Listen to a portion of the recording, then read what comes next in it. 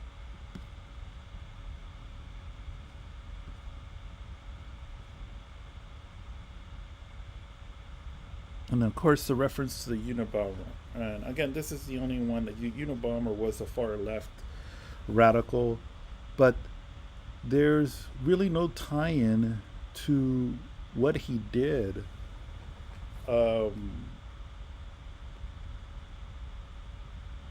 This evidence here, or him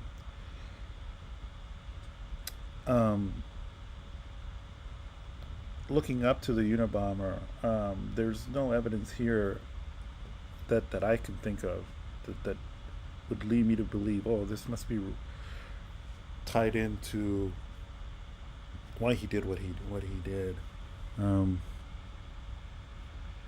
So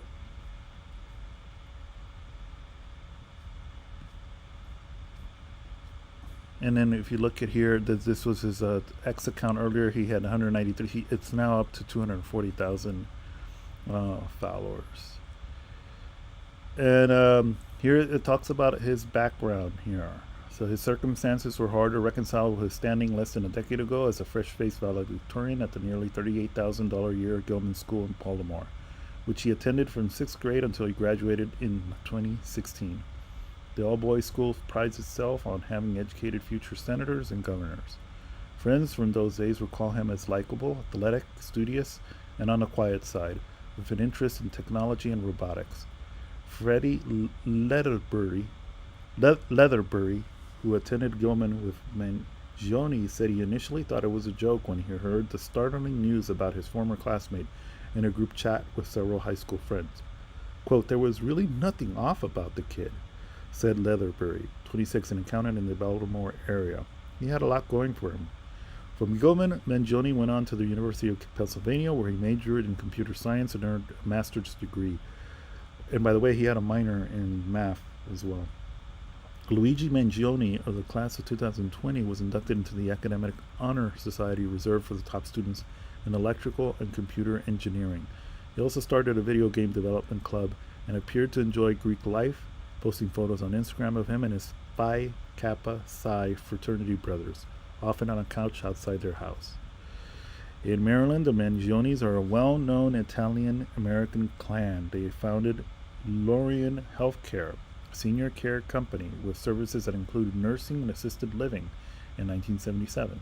They also developed Turf Valley Resort, a spa and conference center in Ellicott City, Maryland, and suburban Baltimore's Hayfields Country Club. Nino Mangione, Luigi Mangione's cousin, is a Republican member of the State House of Delegates. He released a statement Monday night on behalf of the family, saying, "Unfortunately, we cannot comment on news reports regarding Luigi Mangione. We only know what we have read in the media. Our family is shocked and devastated by Luigi's arrest."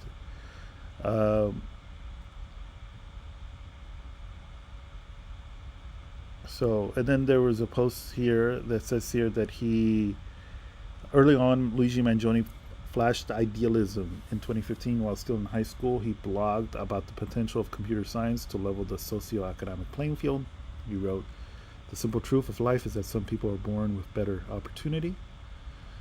The field of CS, that's computer science, however, can potentially make this opportunity available to all. I learned to program entirely on my own for free, without ever taking any courses at my school." Baltimore is a big city, but its wealthy elite is akin to a small town where when they ask where'd you go to school, they often mean high school. And it goes on here. He appeared to be a prolific reader. He wrote at least 13 book reviews on Goodreads, 4 of which include links to public Google Drive folders containing PDFs of his handwritten thoughts and feedback. In his review of the 4-Hour Work Week by Tim Ferriss, Mangione talks about how his mother would make him eat steak with his right hand, even though he was naturally left-hand dominant out of adherence to social norms, and his disdain for simply accepting things as they were. The accounts he followed on X ranged from Edward Snowden and Sam Altman to Joe Rogan and Alexandria Ocasio-Cortez. The social media post suggested he had health issues or an interest in them. He also posted on X about mental health and brain plasticity. And in January, Mangione shared a quote by an Indian philosopher: "It is no measure of good health to be well adjusted to a profoundly sick society." What transpired in the days leading up to Mangione's arrival in New York City, where he stayed in a hostel on Manhattan's Upper West Side, is still being pieced together by law enforcement. And it goes on. There are signs Mangione had become a source of concern for some friends in recent months, according to posts on social media. Hey man, I need you to call me. I don't know if you are okay or just in a super isolated place, but I haven't heard from you in months. A man wrote on X to him in July, reminding Mangione, you made commitments to me for my wedding, and if you can't honor them, I need to know so I can plan accordingly. On October 30th, another posted, at Pep Mangione, hey, are you okay? Nobody has heard from you in months, and apparently your family is looking for you. So it just seems like this young man, for some reason at the end, there had probably cut ties with family and friends and was really living kind of a lone wolf, the life of a lone wolf. It's starting to look like he probably did this for fame. If we look at all the evidence, if this in fact is the assassin, so what's probably motivating an individual like this, because the grandparents apparently died in 2013 and 2017. There's no indication so far that we have that there's anything connected with a healthcare problem with them. The media has not reported that. They have reported that there's a relative right now who has been sick, but there's no death in the family related to their coverage or lack of coverage of healthcare. And he comes from a very wealthy family, so this is not the very likely person to want to go into a far left, radical politics or any type of advocacy, really, because he comes from a very wealthy family. You saw with ease he went to all these different states: Atlanta, Georgia, New York, New Jersey, Pennsylvania. He was apparently recently living in Honolulu, Hawaii. He had also lived after high school. He had lived for a short while in San Francisco, California. So there's no indication there that he's driven by some type of ideology or something. I'd have to assume that really this is has to do with him seeking fame. And especially with all of the evidence that we know so far, him leaving the Monopoly money in the backpack. And it's like he was mocking the police, kind of making fun of them. The way he just vanished from New York. He took off his mask and was smiling at the person at the hostel when he was registering there. So it was kind of like he was making fun of authorities. He was also not that very bright, because if it is true that he was apprehended with all of these things on him, what he should have done, he should have immediately, if this is him, if this turns out that he is the killer, then he should have dumped his fake ID, and not produce the fake